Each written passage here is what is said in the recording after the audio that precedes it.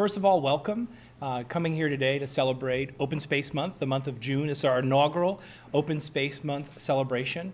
We're thrilled to be here with a number of legislative champions who helped Open Space over the years, a bipartisan group, and in addition with members of the Keep It Green Coalition. So I want to give a quick shout out to those folks who are here that have worked with the Keep It Green Coalition, which is a large coalition, over 170 groups that care deeply about conservation, a diverse coalition. And we have Bill Castning from Monmouth Conservation Foundation. Thanks for joining us. Jacqueline Rhodes from Pinelands Preservation Alliance, which we're thrilled to have. Julia Summers and Sean Gibson from the Highlands Coalition.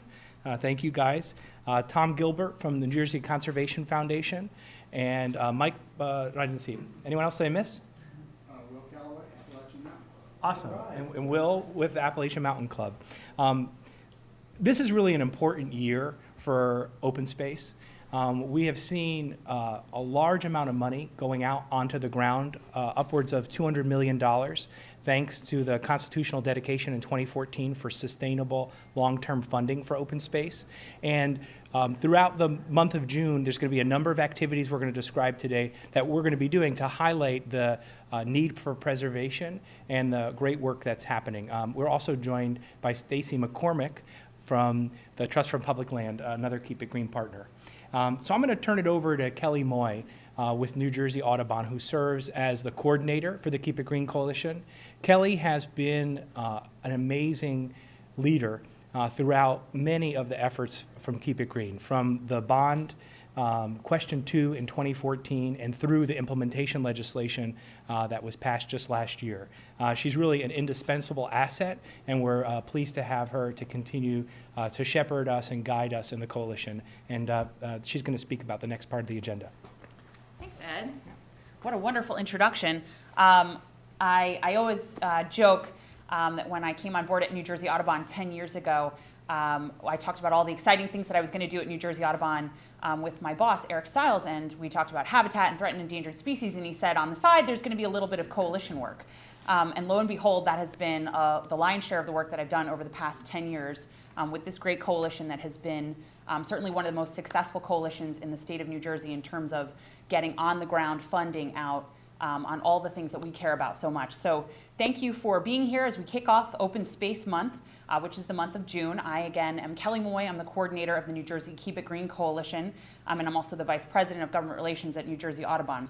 We are here to celebrate New Jersey's leadership in preserving open space, parks, and farmland. New Jersey has a rich 56-year history of investing in natural resources and recreational opportunities. Starting in 1951 and continuing, as Ed said, through over a dozen measures, we've concluded most recently with this 2014 permanent dedication. We are a leader on the national level as well. The accomplishment of the 2014 measure has a chance to be one of the most significant pieces of legislation to permanently change the landscape in the state of New Jersey. Just to give you a sense of the size and scope, this is $1 billion in funding every 10 years to do on-the-ground preservation and stewardship. That is a significant accomplishment of which we should all be very proud. The Keep It Green Coalition is celebrating nearly 10 years of being together as well. We've worked on a number of measures, including the 2007, 2009, 2012, and 2014 measure, in addition to implementation legislation. I'd be remiss if I didn't mention Tom Gilbert and his leadership as the chair during a couple of those measures as well, and his steadfast support of that now at New Jersey Conservation Foundation. We're really excited about this measure because it stops the boom and bust cycle that we had for so long with the bonding. There would be influx of cash, and then we would go for periods of time where we wouldn't have any money to do that work. Now we have an opportunity to have responsible, year after year investments that are reliable, predictable, and transparent. Just this past month, as Ed mentioned, $60 million in funding for Green Acres and Blue Acres was passed by the legislature and signed by the governor. Another $65 million in farmland preservation funds and nearly $3 million in historic preservation funds are moving through the legislature now, and we hope with leadership will be released and signed before the end of this month. The work of preservation is not complete. Incredible needs remain, so we have to continue these investments. Again, New Jersey is slated to be the first state to reach full build-out with no more land to preserve or develop within the next 30 years. While we have been a national leader and we've preserved 1.2 million acres, which is over 25% of the state of New Jersey, we have a tremendous amount of work that needs to be done. The Highlands and the Pinelands region, which provide a significant portion of drinking water for the state of New Jersey, need permanent protection that's only available through permanent preservation. Access to well-maintained parks in our major urban areas remains a challenge for cities laboring under smaller budgets and workforces. Several of our biggest cities have the least amount of parks in the nation relative to walking distance for children in the city. An additional 350,000 acres of preservation is needed to ensure a sustainable agricultural industry, which is one of the biggest industries in the state of New Jersey. State inventories also show over $700 million in additional needs to preserve our cultural and historic heritage. Significant storm and seasonal flooding throughout the state along the coast are evidence for the need for continued preservation on our flood-prone properties. According to a report by the New Jersey DEP, more than 650,000 acres is still needed to be preserved in order to protect our natural and water resources and to provide outdoor recreational opportunities to a growing population. One of the things that we always highlight is that this is an incredible, wise investment for the state of New Jersey. There are tremendous benefits associated with investing in our preservation programs that are central to our quality of life in the state. In addition to protecting natural resources, they improve the health and quality of life of our citizens, raise property values, protect water resources and prevent flooding, provide access to locally grown, fresh food, and much more. Park investment significantly increases property values, reduces childhood asthma rates and obesity rates. And protecting lands vital to water resource protection is one of the most cost-effective ways to protect our drinking water. Additionally, I think it's interesting to share a little more in terms of the economic value of preservation. Historic site and building restoration creates more jobs than new construction, revitalizing our urban neighborhoods and allowing us to repurpose and preserve our valuable history. A study by the Outdoor Industry Association found that in New Jersey, outdoor recreation alone generates $17.8 billion in consumer spending, $6.1 billion in wage and salaries, $1.3 billion in state and local tax revenue, and just about $160,000 in direct jobs each year. One of the great studies from the Trust for Public Land also showed that $1 invested in state land preservation returns $10 in economic value to the state through natural goods and services. And again, agriculture is our state's third largest industry, with the state's more than 10,000 acres generating at least $1 billion annually. As Ed mentioned, over the next month, we're going to be celebrating Open Space Month. We look forward to highlighting the successes and continued needs of preservation and stewardship throughout the state. Partnering with counties, the state, friends groups, outdoor retailers, and Keep It Green members, we will be celebrating New Jersey's national leadership on preserving open space, parks, farmland, and historic sites, and showing the diversity of the benefits we receive. There'll be a dozen events all around the state, and New Jersey Keep It Green has a list of these events on our Facebook page. They'll include things like family days and park cleanups, educational opportunities, land closings, and more. We're also continuing our efforts to get around the state to counties and municipalities asking for their support by way of resolution for Open Space Month and Protecting the Pilot program, which is a program that supports municipalities and encourages them to continue their preservation journeys. Additionally, we're excited to introduce for the first time an Instagram campaign designed at encouraging people to get outside and connect with their favorite places to celebrate the things that make New Jersey great, from a local park to a protected stream to a cultural site to even a ripe Jersey tomato. There will be over $4,000 in prizes to contest winners, so head over to our Instagram account and get more details and get started. We've been talking about how the Instagram campaign shows finally, instead of press events like this and when we're talking about legislation, that a picture is worth 1,000 words, and we can show what is so beautiful about the state of New Jersey and the preservation that we're doing. One of the great things that we're doing today also is honoring a few of our champions who, without their efforts and hardworking and tireless work, we would not be able to be here today. And we want to thank them for their leadership on preservation. For me, it's a great honor to be able to introduce Senator Smith. The Senator is a champion for us all and a leader on so many of our hallmark environmental issues, the author of many of our conservation achievements. He's one of the best, hardworking advocates for land preservation that the state has seen. The Senator took as his personal mission the securing and ensuring of the wonderful legacy of open space preservation the state has had for over half a century, and he made it permanent. the voter-approved constitutional measure and the implementation legislation, which was equally as difficult, most recently passed last year, is the tireless work of this remarkable champion who never quit. It represents many dozens of marathon meetings and compromise and working with his partner on all of these measures, Senator Bateman, in committee to fine-tune and advance the critical legislation. He showed perseverance, determination, and vision, and this coalition couldn't ask for a better partner. Please join me in welcoming Senator Smith.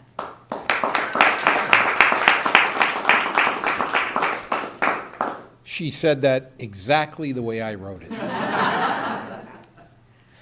It's great to be here today celebrating Open Space Month and what is in effect the achievement of the holy grail of the environmental movement in New Jersey, namely a stable source of funding for open space, farmland preservation, and historic preservation in the state. And I'd like to publicly thank the millions of voters in the state who are obviously the smartest voters in the United States of America, because not only when we used to do it by bonding and debt, they supported the program, they also were smart enough to figure out that the constitutional amendment providing the stable source without further debt was just a grand slam, out of the park, pun intended, home run. So thanks to those voters. And I think there's other accolades that should be made here. First, in terms of a little history, not in the legislature anymore, but Assemblywoman Maureen Ogden and Senator John Bennett are two of our prior heroes on environmental issues, and especially on open space. And I have the privilege of serving with two of the brightest and finest and hardworking legislators around. On the Senate side, I have my companion in crime, Senator Kip Bateman, who is, and I don't want to get him in trouble, he's really a moderate Republican. Wait till after the primary. I spoke too soon. But the point of Kip and I working together is the symbol, the enduring symbol, that the environment is not a partisan issue. Democrats don't do it better. Republicans don't do it better. We, working as a team, do the right, can and should do and do the right thing by the environment. And this preservation effort has been a bipartisan effort, and I'd like to publicly thank him. And then my hero, because while it's tough in the Senate, oh my God, on the Assembly side, it's like a herd of cats. John McKeon, Assemblyman John McKeon, really did an awful lot of the very, very hard work of making sure that everything on the Assembly side, both for the implementing legislation, the constitutional amendment, and all the other things that we've done, have worked out well. And John is my hero, so let's give Kip and John a big hand for all their hard work. And that being said, while legislators get the names on legislation, the truth of the matter is that teamwork makes all the difference in the world. And the Keep It Green Coalition has been stupendous. That's the only way to describe it, because getting people into an issue, making them aware of how important it is, not easy to do. I mean, we're in the political business, talking to constituents and getting messages across, hard work. Keep It Green did a fabulous job, and you are owed all credit for a very, very successful campaign.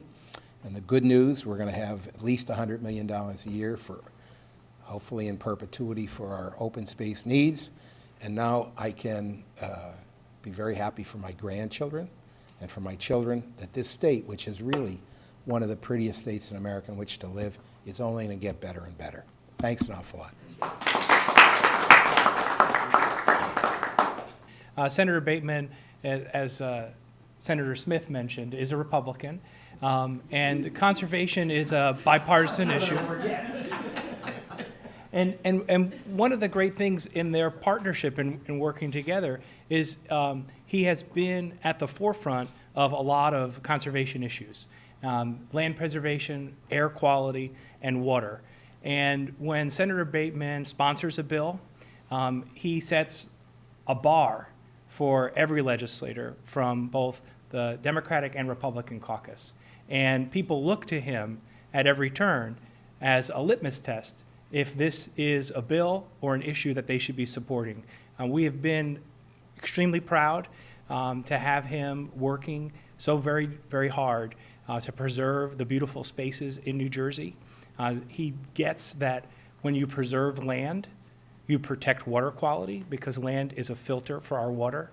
And he is always willing to show up and put his name out front on these important issues. And without further ado, we're pleased to have Senator Kip Bateman. Thank you, Ed, for those very kind words, and let me thank the Keep It Green Coalition and for all of you for coming out this afternoon. And, you know, since I've been in the legislature, I think some of the most rewarding times I've had is since I was appointed to the Senate Environment and Energy Committee with Senator Smith. We have been able to do many, many good things together in a bipartisan manner. And as the senator said, you know, the environment should never be partisan. And we're lucky to live in the state of New Jersey because it's a beautiful state. But it took us several tries to get the permanent funding, and we would not have gotten it done without your help, the Keep It Green Coalition. But more importantly, with Senator Smith's leadership and Senator Assemblyman John McKean. I was about to promote you, John. You know, I don't want to do that yet. Yeah, no, Governor Cody just. But in the dark days when we didn't think we could get it done, John really carried heavy water in the Assembly to get it done. But I think more so than ever with what's going on in Washington. Especially today, I think we've heard some news, some disturbing news. The environment is so important, and we need to do our share at the state level because I'm not sure we can count on the individuals in Washington to realize how important the environment is. And like Senator Smith, I hope my children and grandchildren can stay in New Jersey. I don't have grandchildren yet, but someday hopefully I'll be fortunate enough to have them. But the open space, farmland preservation, blue acres, clean air, clean water, it's just so important. And you know, the fight's not over. And what I always find remarkable is every time we go to the voters, they come out overwhelming and support it. Last time when we had the question up in 2014, every one of the counties in New Jersey, all 21 counties, supported our move to have permanent funding. So it's great working with these gentlemen. I'm trying to get more of my colleagues in the Senate and my caucus to come aboard, and they are. And I would think we've even seen a notice with a big change with Senator Thompson. He's coming on board. So I think people realize the environment is so important. So again, I thank all the professionals around here because really you guys are the ones we should be thanking. You did all the legwork, but the great leadership of these two gentlemen behind me, we have to thank them. So keep up the good work. We're not done yet, but we're going to continue the fight. Thank you. I'm Julia Summers. I'm the Executive Director of the New Jersey Highlands Coalition, and it's my job to introduce Assemblyman John McKean. I am just delighted to. First of all, he is my legislator, and he does a fabulous job representing me and my neighbors in Morris County. But also, he was one of the prime sponsors of the Highlands Act, along with both of these other gentlemen here. So they are very dear to our heart in the Highlands. But specific to Keep It Green and open space, I just wanted to take this opportunity in introducing the Assemblyman to tell you what they're helping to do. 36% of the Highlands region today is preserved. That is 312,000 acres. 50% of that is in the preservation area, 207,000 acres. But 24% of the planning area. The Highlands is split into preservation and planning areas, and people always think that the planning area is where growth is supposed to happen. Actually, the planning area is just as vulnerable as the preservation area, and people are very surprised that as much as 24% of the planning area is already preserved, over 105,000 acres. So that is, however, what we also need to know is that 153,000 acres, 18% of the region, are currently developable, and those are lands that are not preserved. Of that, we have a high percentage of land that is of high priority for acquisition that is not preserved, which reminds us of the importance of this program and how there is a lot that we still have to do. So the Highlands region only represents 15% of New Jersey's land, yet it provides 30% of New Jersey's potable water supply to 6.2 million people. 6.2 million people get some or all of their water from the New Jersey Highlands. And we can't protect that water supply, make sure it's there, make sure it's available, make sure it's clean, without the open space that helps provide that function. And without Assemblyman McKean, we could not do that. He has been a spectacular champion for us in the Assembly, and I know that he works extremely hard with his Senate counterparts. We thank him over and over again. We're always trying to thank him and recognize him, and this is just another opportunity. So, Assemblyman McKean.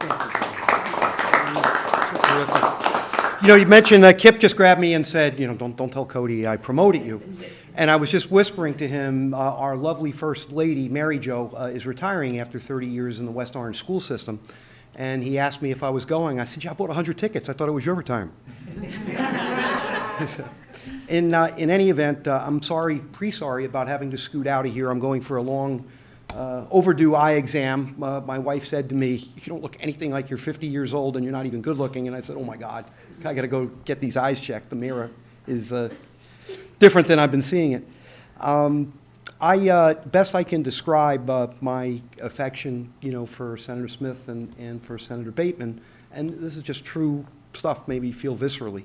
I saw him today, and it had been a while, and I came and gave him a hug, and even a little kiss. And for Irish guys, that's a lot of emotion. But I feel that, and I really do, knowing what together and collectively that we've been able to do. And I was teasing Kip. I saw his picture in the local supermarket on the front page of the Gardener's News for doing something amazing again, and made me smile. And I took it and I said, I'll take this home and show everybody. It's my friend and somebody I'm very proud of. So, oh, there you go. But the esteem that I have for both of you is personal, and that I have for all you. I saw Tom before, and my eyes brightened. You know, the fact is that, you know, we're talking names today, but short order, none of our names will really be known anymore. But the land, the 1.2 million acres? Already, yeah. you know, will always be there. And so it's not about, you know, who we are, but a bigger purpose. I always remember, and I'll take another 2 minutes of your time, being out in Missoula, Montana. And beautiful place. But I'd be darned if I didn't see, you know, a buffalo. But then I came home to coach a soccer game, happened to be in Reddington, and there was this pretty amazing buffalo farm. Yeah, there you go, right? And you know it then, Kip. So it just made me think about our state, and as Senator Smith noted, about what a really beautiful place it is, and then just picking off all of the great things that we hear about in other states, you know, using the beautiful farms in Kansas, and then taking a trip to Ringos and seeing what that and many other places might look like, and talking about the bluegrass of Kentucky and the horse farms, and heading over to Comedale or Colts Neck and saying, boy, we have that here. You know, taking it to the haunting bayou in Louisiana. You know, down in the bayou, you know, let's go to the Pinelands, and I bet in some ways you won't, unless you're as smart as all of you are, realize that you're in a place any different than that, and we all know how much we love our beaches, and as nice as the home of Kitty Hawk and the Outer Banks are, I'll match cards with Island Beach State Park just any day. And whether it's, you know, the Central Park and that landscape architecture, I'll show you Branchburg Park. And if you take it beyond that to our beloved Highlands, I mean, Shenandoah Valley's okay, but look at our Highlands. So we have an incredible, diverse, natural environment that because of the efforts of all of you, we're going to keep for antiquities. But I also know, what's the number? Am I off? Is there 1 million acres left? What are we down to? There's about 1 million acres left. Left to be developed and researched. So that's what's at stake. And so all of those great things we've done in the past with the 1.2 million, the race is to get the other piece of that million. So let's all challenge ourselves to continue our efforts, and thank you all for this honor.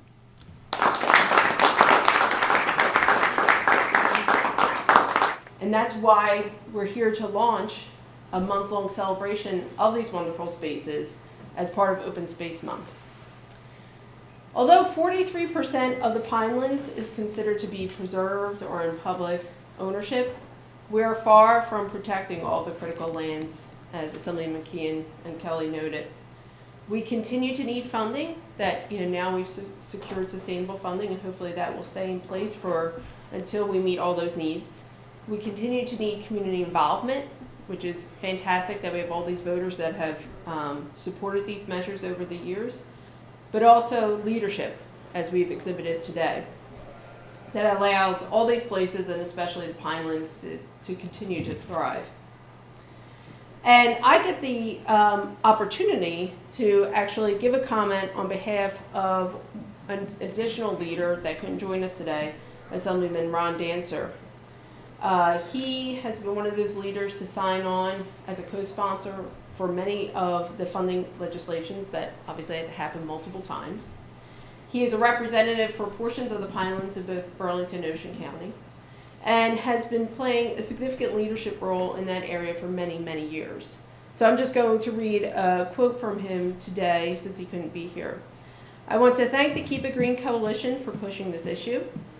As a side note, Assemblyman Ron Dancer represents District 12. My legislative priorities have been to protect family farmers who provide fresh, locally grown produce, to save critical habitat, and to preserve the historic character of the Pine Barrens. And we appreciate that leadership and the leadership by everyone here today, and appreciate that Assemblyman Dancer has been able to do this and help us in so many times past, and he sends his regards that he couldn't be here. Thank you. Is celebrating open space in the month of June. I think the other theme you'll pick up is our work is not done. There are many preservation needs throughout the state of New Jersey. But in order for us to preserve those places, we have to make sure everybody knows they exist. And so we really want to encourage folks to enter the Instagram contest, which started today. You can hashtag share your open space NJ. Share your space, NJ. Oh, share your space NJ to enter the contest with the hashtag as well, NJ Keep It Green. With those two in there, you automatically enter into the contest, and then a winner will be selected each week at random to designate $1,000 to their favorite Keep It Green Coalition member. So there's $4,000 at stake. Get out, take photos, post them on Instagram.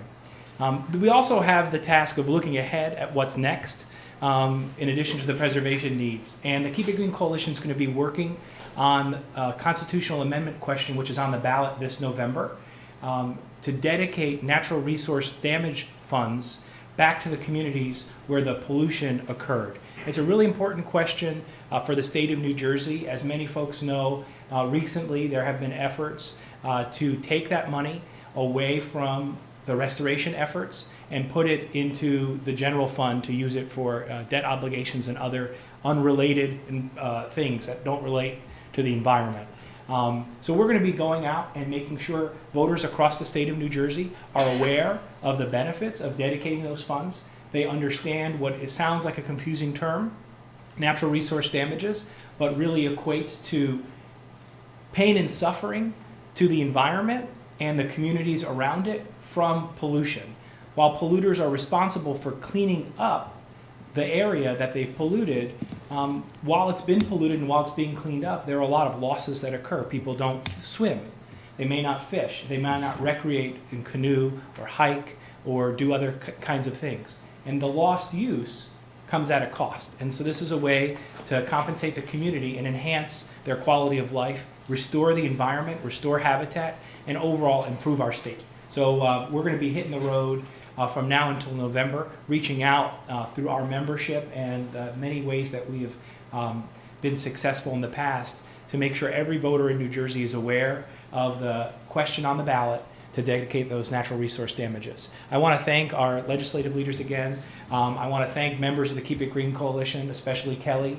I also want to give a quick shout out to Angela Delasanti from the New Jersey League of Conservation Voters who helped put today together. None of this would be possible without everybody playing their part. And the great thing about the Keep It Green Coalition is we have been extremely successful because we have great members who are willing to come and do events like this and put their heart and soul into making sure our state is preserved for future generations. So thank you all, and have a wonderful day.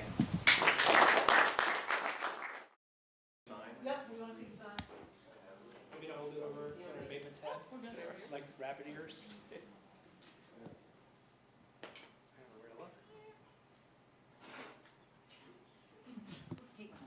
Everyone's got ears. Okay, good.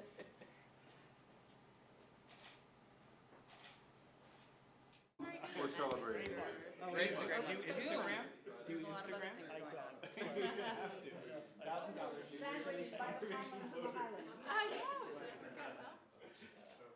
Still got ways to go with technology. I don't want everybody know everything I do. We're good? Thank you. Good job. Yep. Tim's still shooting. Talk about what we've done before and where we're going from here. Well, I'm excited to be here with Senator Smith. We've worked very closely together to pass a constitutional amendment to permanently fund open space acquisition, blue acres acquisition, farmland preservation, historic preservation. Because open space is so important to not only our clean water and our clean air, but to New Jersey as a whole. And New Jersey is slowly being developed, so the more open space we can preserve, the better for the future generations to come. So our work is not done, but we've been able to accomplish a lot in a bipartisan manner. The accomplishment of a stable source of funding for open space, farmland preservation, historic preservation, in my mind, is the capstone of it. And of course, the wonderful thing about this is we do it bipartisan. Republicans and Democrats working on good, solid environmental issues results in a fine product. So the good news is we're going to have about $100 million a year for open space, farmland, and historic forever. And while you could always use a little more, we know that it's now there. There's no new debt. So fiscally, it's a very responsible way in which to do this. And I applaud the voters of New Jersey for being so smart to overwhelmingly endorse the concept of a constitutionally dedicated source of funding. And we're now seeing the good work. A lot of farms and development rights being purchased. You're going to continue to have a Jersey tomato in your future, and hopefully we're going to have more open beaches, less property exposed to the dangers of superstorms, less properties exposed to floods. So it's all about the quality of life, and it's a thrill to be working with the Keep It Green Coalition. They really know how to get the job done. They've been tremendous partners working to get this legislation and the amendments passed. And just one last question from me, it's because I think this takes on added significance today. I think one of you touched on it, but because of what's going on at the federal level, the importance, obviously, of preserving open space accentuate in New Jersey? No question about it. New Jersey has been the leader on an awful lot of environmental issues. The current administration in Washington is scary.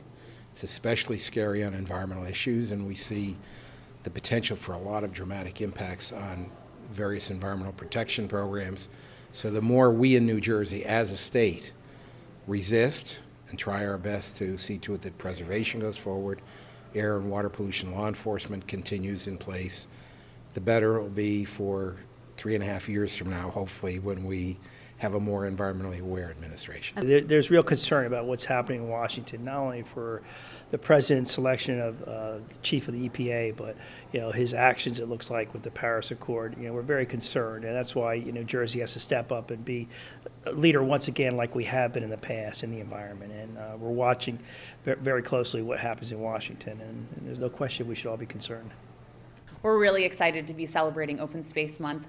New Jersey has a tremendous history of preservation. 56 years that this program has been going on, where we are preserving the things that we love about the state of New Jersey: our parks, our natural resources, our water-dependent areas, and our farmland and historic sites. So for the month of June, we're going to be celebrating Open Space Month, doing events all over the state of New Jersey, and getting out and letting people tell us what they love about the state and why they want to continue to preserve New Jersey's open space and parks.